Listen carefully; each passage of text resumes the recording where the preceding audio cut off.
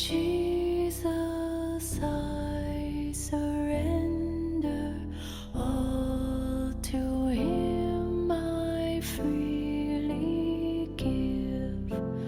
I will ever love and trust Him in His presence daily live. The 26th of November 1899, Volume 3.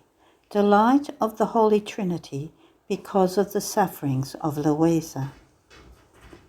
As I was very much in suffering, my lovable Jesus came and placed his arm behind my neck in the act of sustaining me. Now, being close to him, I began to do my usual adorations to all of his holy members, beginning with his most sacred head. In the act in which I was doing this, he said to me, "My beloved, I thirst. Let me quench my thirst in your love, for I cannot contain myself any more." And assuming the appearance of a baby, he threw himself into my arms and began to suckle. He seemed to take immense pleasure. He was all refreshed and his thirst quenched. After this, almost wanting to joke with me, with the lance he held in his hand, he pierced my heart through, side to side. I felt a most bitter pain, but oh, how happy I was to suffer, especially because it was in the very hands of my sole and only good that gave me suffering. And I incited him to give me greater torment, so great was the pleasure and the sweetness I felt. And blessed Jesus, to make me more content, tore my heart out, taking it in his hands, and with that same lance he opened it into two halves, and found a cross, shining and pure white. He took it in his hands with great delight, and told me, "This cross was produced by the love and the purity with which you suffer. I am so delighted with the way you suffer, that I am not alone, but I call the Father and the Holy Spirit to delight with me." In one instant I went about looking, and I saw 3 persons who, surrounding me, delighted in looking at this cross. However, lamenting to them, I said, "Great God, too little is my suffering. I am not content with the cross alone, but I also want the thorns and the nails.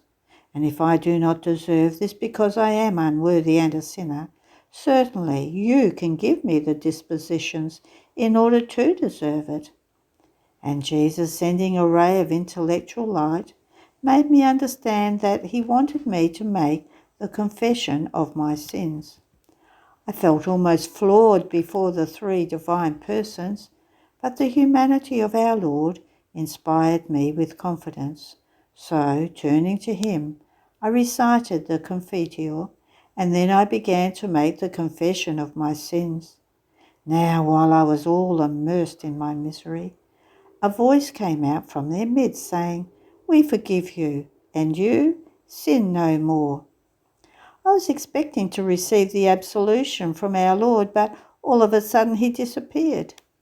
After a little while he came back crucified, and shared with me the pains of the cross. End of the reading. The 26th of November 1921, Volume 13. The centralization of the purpose of creation, of redemption, and of glorification. The divine will as life of the creature surpasses the miracle of the Eucharist. I was thinking about what is written on the 19th of the current month, and I said to myself, how is it possible that after my mamma I be the second support? My sweet Jesus, drawing me to himself into an immense light, told me, "My daughter, why do you doubt? What is the reason?" And I, "My great misery." And he, "This you must banish. Besides, if I did not choose you, I certainly should have chosen another one from the human family. In fact, the human family rebelled against my will, and by rebelling, it took away from me the purpose of the glory and of the honour which creation was supposed to give me. Therefore, another from the same human family, by having a continuous connection with my will, by living more with my will than with her own, embracing everything within my volition, was to rise over everything, so as to lay at the feet of my throne the glory, the honour, and the love which all the others have not given me. The only purpose of creation was that all would fulfil my will, not that man would do great things. Rather, I look at those as trifles, and I despise them if they are not fruits of my will. This is why many works turn to ruin at their peak, because the life of my will was not in them. So, having broken his will from mine, man destroyed my best, the purpose for which I had created him. He ruined himself completely and denied me all the rights which he owed me as creator.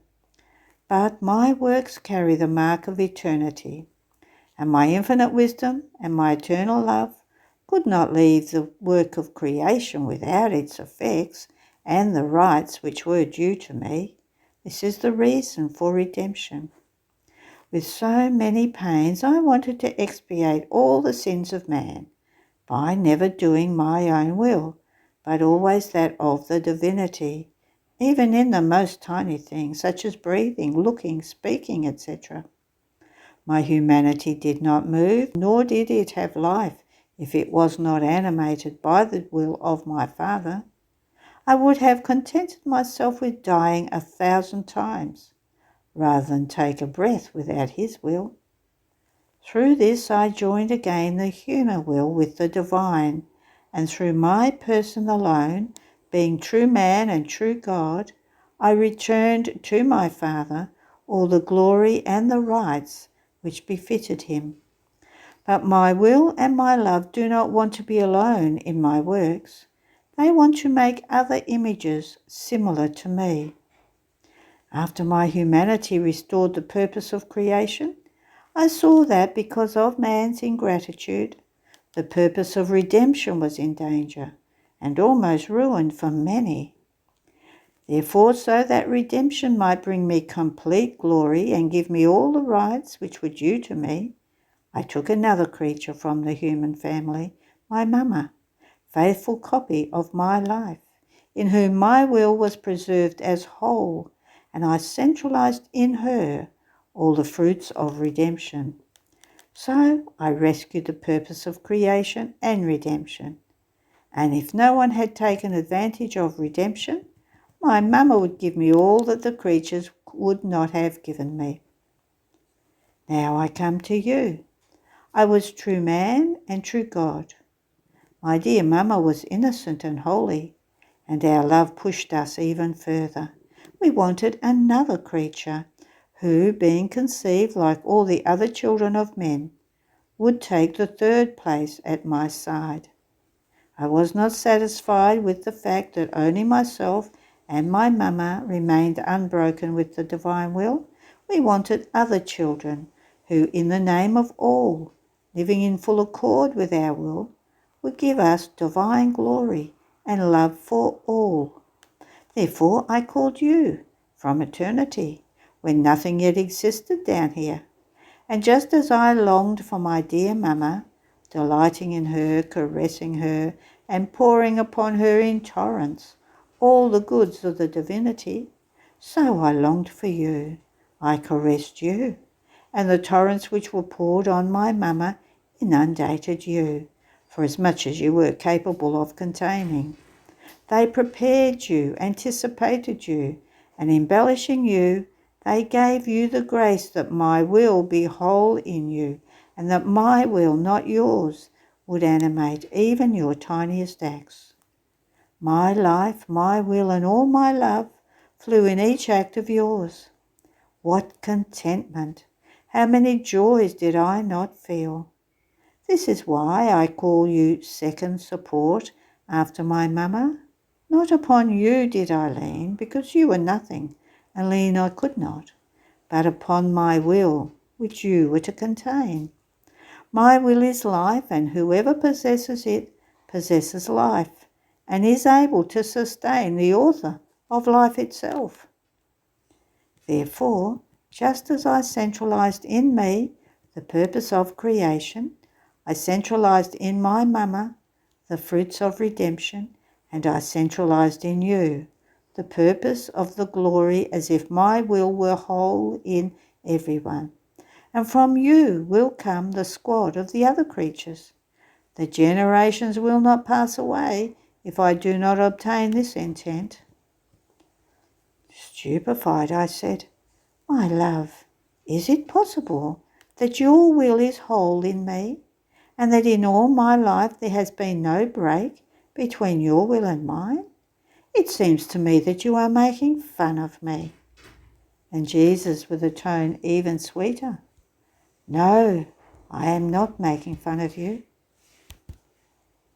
It is really true that there has been no break, an injury at the most, sometimes. And my love, like strong cement, has repaired these injuries and has rendered the integrity stronger. I have guarded each one of your acts, making my will flow immediately as if to its place of honour. I knew that many graces were needed, since I was to operate the greatest miracle that can exist in the world, that is, the continuous living in my will. The soul must absorb the whole of a God into her act, to give him back again as whole as she absorbed him, and then absorb him once again. Therefore this surpasses even the miracle of the Eucharist. Its accidents have no reason, nor a will, nor desires, which may oppose my sacramental life. So the host contributes nothing, all the work is mine. If I want it, I do it. On the other hand, in order to make the miracle of the living in my will happen, I have to bend a reason, a human will, a desire, a love which is purely free. How much does this not take?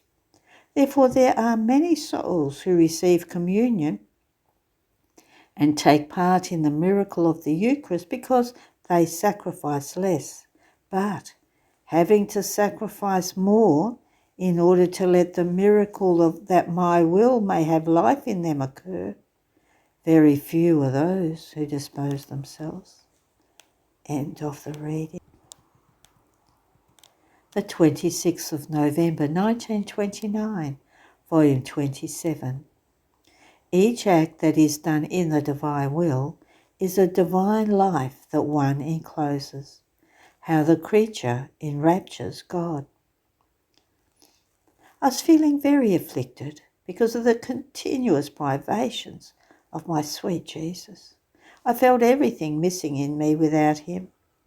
With Jesus, everything is mine. Everything belongs to me. It seems to me that I am in the house of Jesus, and he, sweetly, with an admirable sweetness, says to me, All that is mine is yours. Even more, I do not want you to say to me, Your heavens, your sun, your many created things, but you must say to me, Our heavens, our sun, our creation. In fact, in my divine will, you were creating with me and continuing your life in it. You offered yourself together with me in preserving it. Therefore, my daughter, everything is ours. Everything is ours. And if you do not consider what is mine as fully your own, you place yourself at due distance, and you show that you are not one from the celestial family, and that you do not live in the house of your divine Father, and you would break the familiar bond with your Jesus. So without him, I feel myself put out of his family, out of his house, and oh, what a dismal and sorrowful change I feel in my poor soul. I feel I am without he who alone can give me life. I experience a true abandonment, and what it means to be without Jesus. Oh, how the exile weighs upon me, and I feel vividly the extreme need of my celestial fatherland. But while many oppressing thoughts crowded my mind, wounding my little and poor soul, and reducing it as if it were in extreme agony, My dear life, my sweet Jesus, rose like sun. The oppressing thoughts fled, and with a sweet tone he told me, my daughter, courage, do not lose heart too much. Don't you know that you must cover your way in my divine will?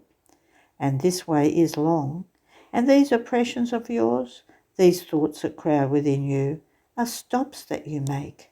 And even though you do not go out of it, yet the journey you should make is somehow arrested, and your Jesus does not want this moving back. He wants you to walk always without ever stopping. In fact, you must know that each step you take in my divine will is a divine life that you enclose. So one step less is one divine life that is not formed. And you deprive our Supreme Being of the glory, of the love, of the happiness and satisfaction that another same life of ours can give us.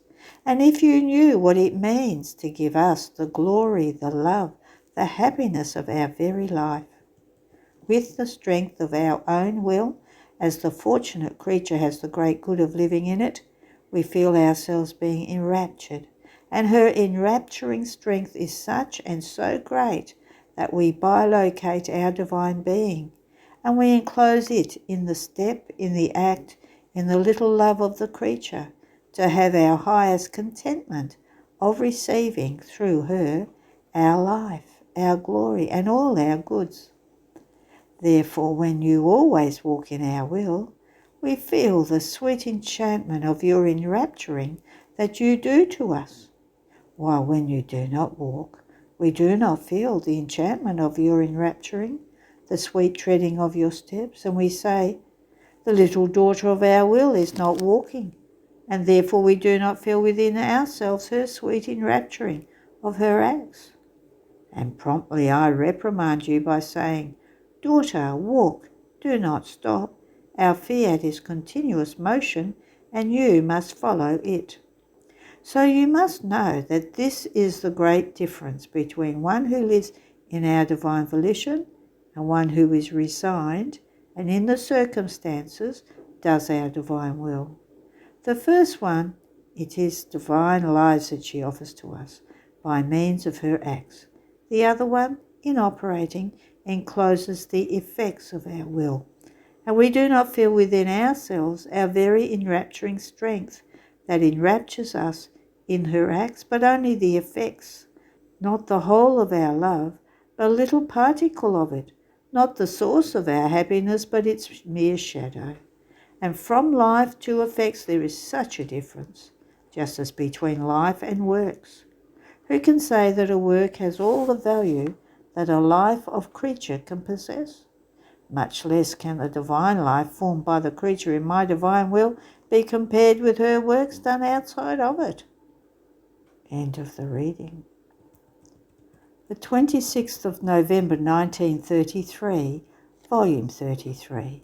The works of God lavishly prepare the table for the creature, and living in his divine volition, she acts as queen in the seas of the Supreme Being. One who does his volition withdraws from everything and remains alone, and remains the abandoned and lost one of the creation. I was making my rounds in the works of the divine fiat, and since I am so little, I felt the need of being carried in his arms. Otherwise, either I get lost in its immensity and the multiplicity of its works, of his works, or I do not know how to go on. But since he wants to make his works known to me, where his speaking and operating life finds itself, and this says how much and how he has loved me, therefore he carries me in his arms, and conducts me through the interminable ways of his holy will. But this is not enough. In each of his works, he encloses in me, for however much I can contain of it, the love of every single work. He wants to hear in me the sound of love that each work contains. Even I am one of his works, an act of his will, and having done everything for my love, he wants me to enclose in myself all the sounds and keys of love that his works contain. So, while I went around in his works, beloved Jesus, surprising me, told me, "My blessed daughter, you cannot understand how much it pleases me to see you go around in the works created by us. They are pregnant with love, and as you go around in their midst, they pour forth love, and they give you the love with which they are filled. And this is one of the reasons why I want you to go around in our works.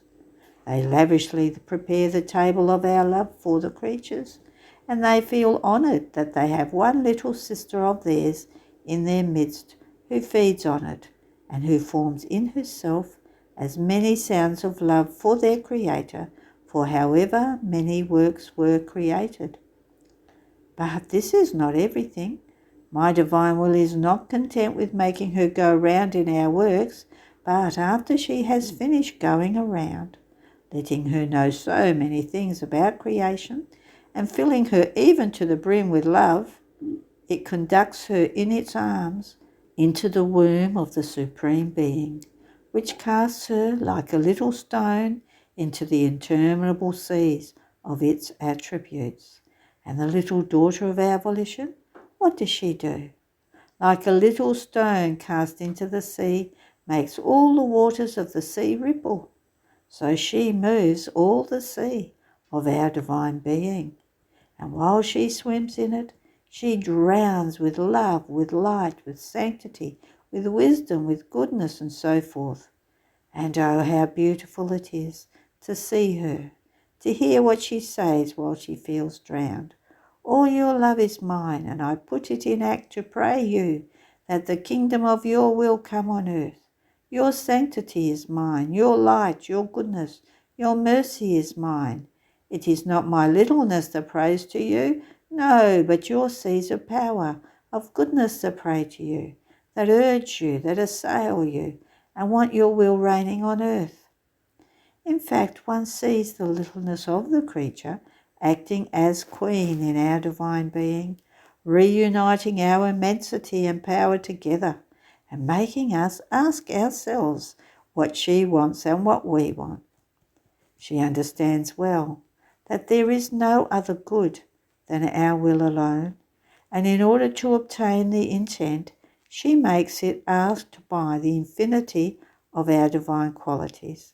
And one sees the little tiny one, little and powerful, enriched with the prerogatives of our divine qualities, as if they were hers, which gives her such charm of beauty as to enrapture us, debilitate us, in order to make us do what she wants and we want. She becomes our echo, and she does not know how to say anything else to us, nor ask for anything other than that our will would invade everything and would form one single will with all creatures. In fact, when the creature has understood what divine will means, and she feels its life flow in her, she no longer feels the need of anything, because possessing my volition, she possesses all possible and imaginable goods. Only the delirium, the yearnings, the sighs remain for her, because she wants that my will embrace everything and constitute itself life of everything. And this because she sees that my will wants this, and her littleness wants it.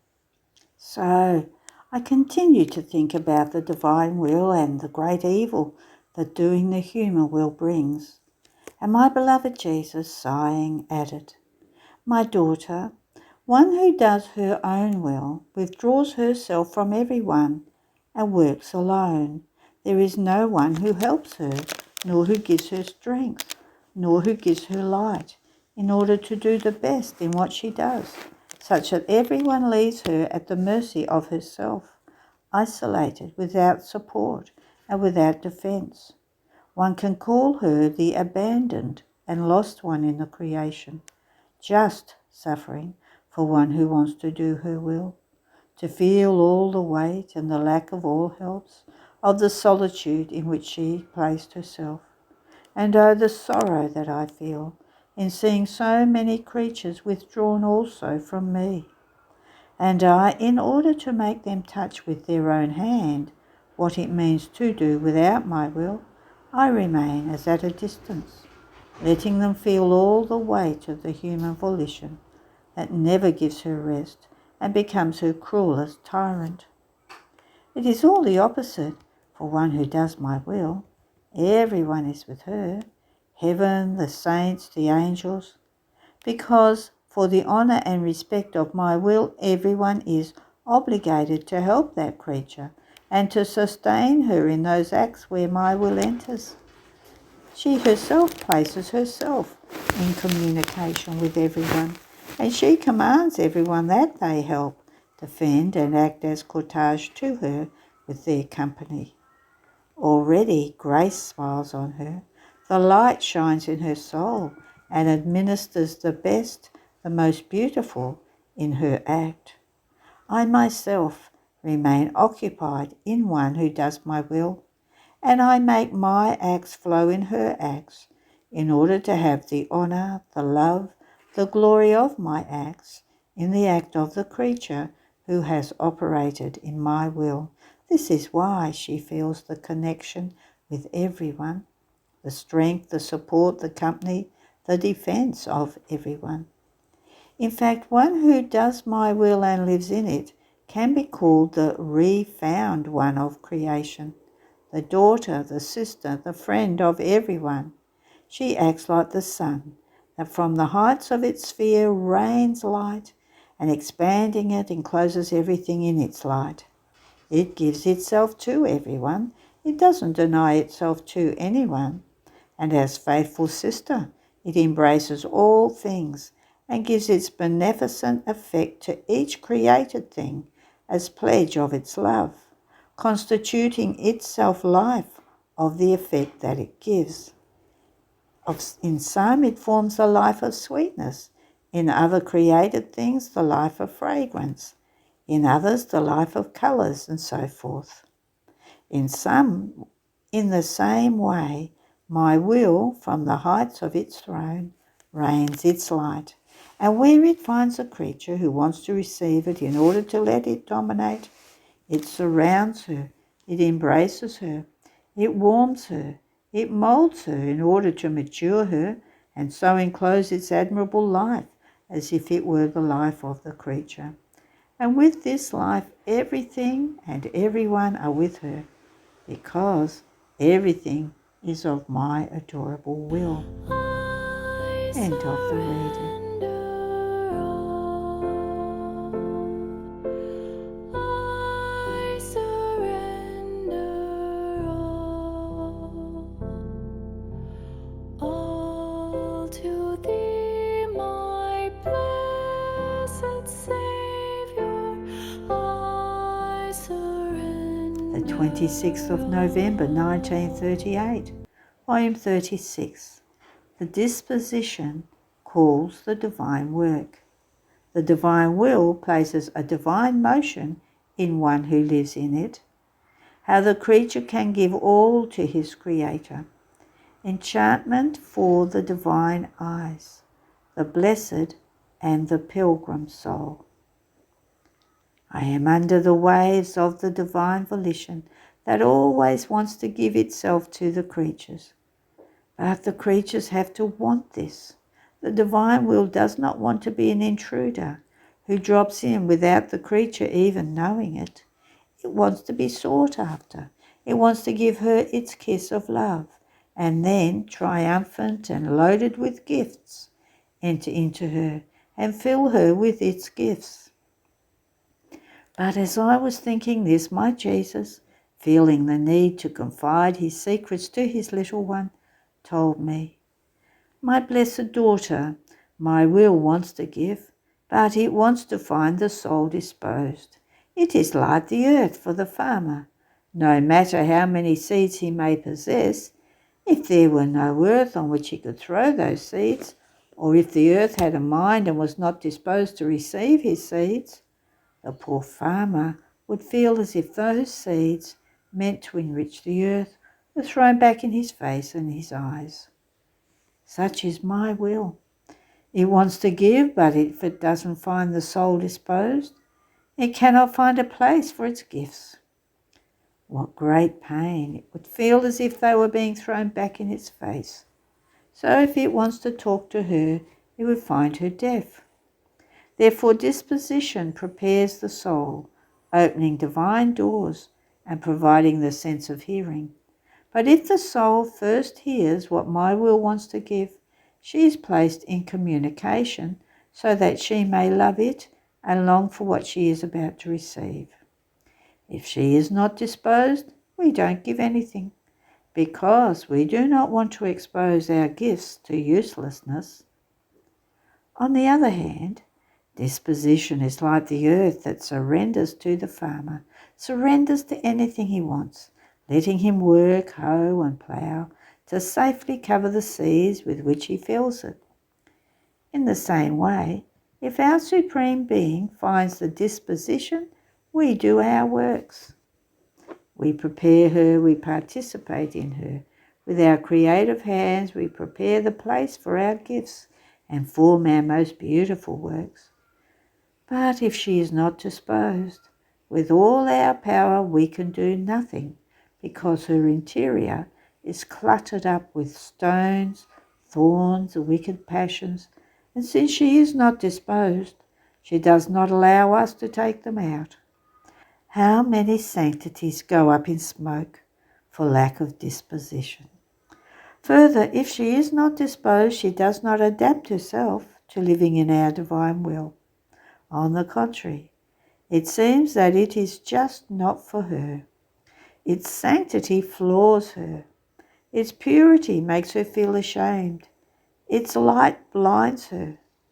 But if she is disposed, she flings herself into its arms, and she lets us do whatever we want with her.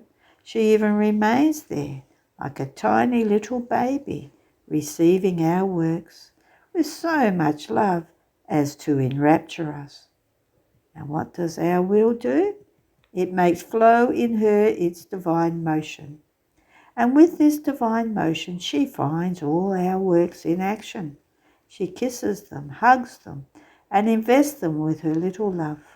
She finds my conception and my birth in action. With her love, she wants to be conceived and reborn with me. And not only do I let her do this, but finding one who is reborn together with me, I feel such a joy as to be repaid for coming down upon earth. But she doesn't stop there. The divine motion she possesses makes her run everywhere to find all that my humanity, like a fierce army, did. My tears, my words, my prayers, my steps, my pains. She takes, kisses, she adores everything. There is nothing I did that she does not invest with her love. What does she do then? She makes everything her own, and in a manner all childish and graceful. She locks all things up inside her womb. Then she rises high. She comes before our divinity, places all these things all around us, and with emphasis of love she says, "Adorable Majesty, how many beautiful things I'm bringing to you. All are mine, and I bring you all, because all love you, adore you, glorify you, and return to you the great love that you have for me and for all." This divine motion, which is our will, places in the creature who lives in it the new life it has just received. With this motion, the creature has right over all. All that is ours is hers. Therefore, she can give all. Oh, how many surprises she gives us. She always has something to give to us, and with this divine motion, she has the ability to run everywhere. Now she brings us the creation to love us as we loved her in all created things. Now she brings us all that I did while on earth to tell us, "I love you as you love me." She never stops.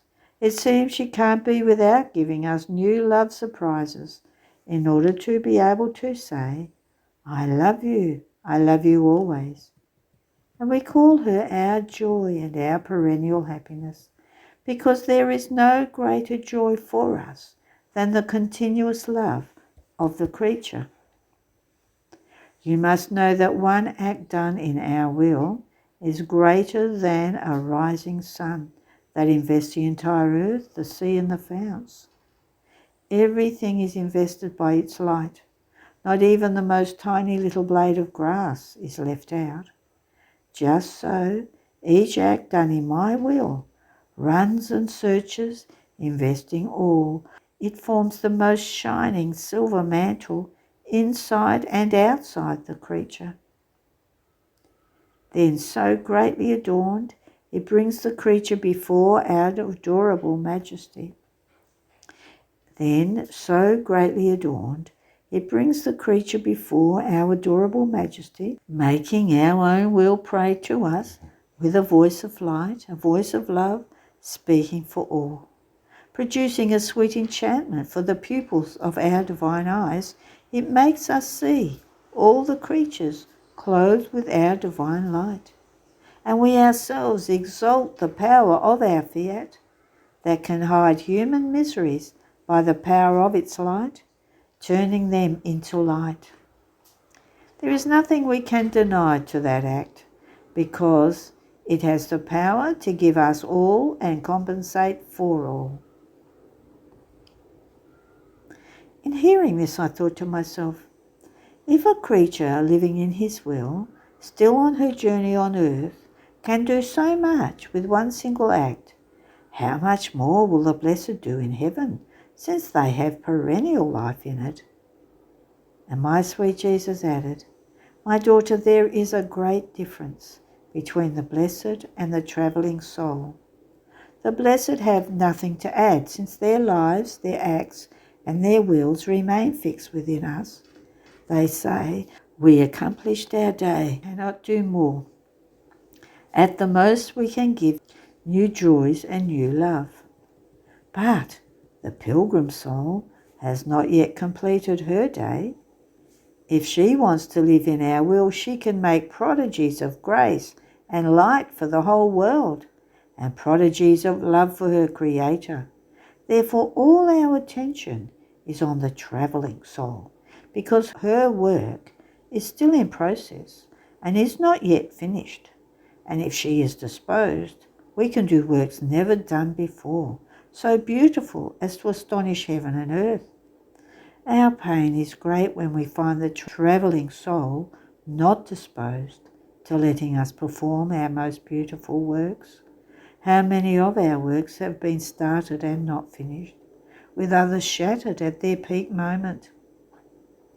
Only in our will and for those who live in it can we accomplish our works with their unreachable beauty, since our will provides the adaptable materials to do anything we want. Outside of it, we cannot find sufficient light, nor a rising love, nor divine materials. We are forced to fold our arms, because we just can't move forward with any of those who don't live in our will. Furthermore, for the soul on her journey, we circulate the coin of merit. Our divine image is coined on each of her acts animated by our will. These coins have infinite value, so whenever she wants, she has the money to pay me for anything she wants. Therefore, our concern and interest is for the souls on their journey, because this is the time for conquest, while there are no conquests in heaven, but only joy and happiness. End of the reading. There are no more readings today. Have a blessed day.